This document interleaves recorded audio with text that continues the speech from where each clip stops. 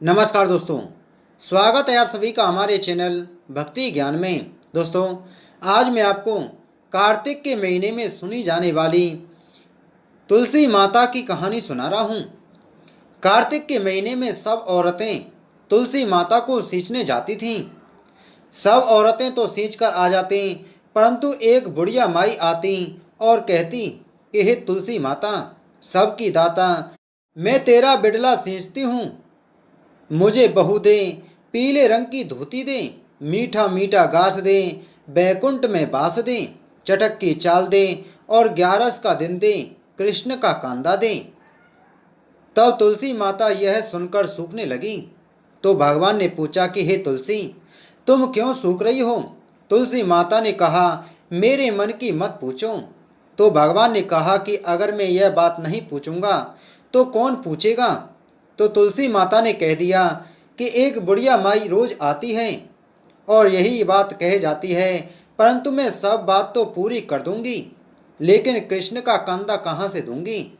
तो कृष्ण भगवान बोले कि हे तुलसी, कि जब यह मरेगी तो अपने आप कंधा देने में चला जाऊंगा, तो बुढ़िया माई से कह देना। बाद में बुढ़िया माई मर गई। सारे गांव वाले इकट्ठे हो गए और बुढ़िया को ले जाने के लिए तैयारी करने लगे, लेकिन वह बुढ़िया माई इतनी भारी हो गई कि किसी से नहीं उठ रही थी।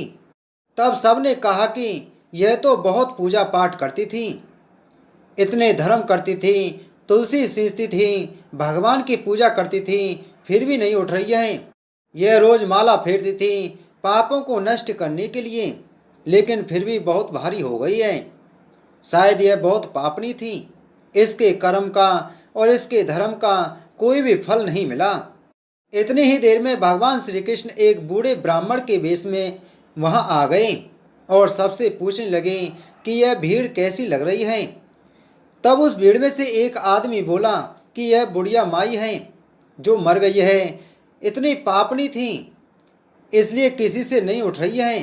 तो भगवान ने कहा कि मैं इसके पास जाकर इसके कान में एक बात कहता हूँ, शायद यह हल्की हो जाए। तो भगवान ने कान के पास जाकर कहा कि बुढ़िया माई, मन की निकाल ले, पीताम्बर की धोती ले, मीठा मीठा घास ले, बैकुंठ का बास ले, चटक की चाल ले, चंदन का काठ ले, झालर की झनकार, दाल भात को जीवन और श्री कृष्ण का कांदा ले। फिर यह बात सुनकर बुढ़िया माई हल्की हो गई।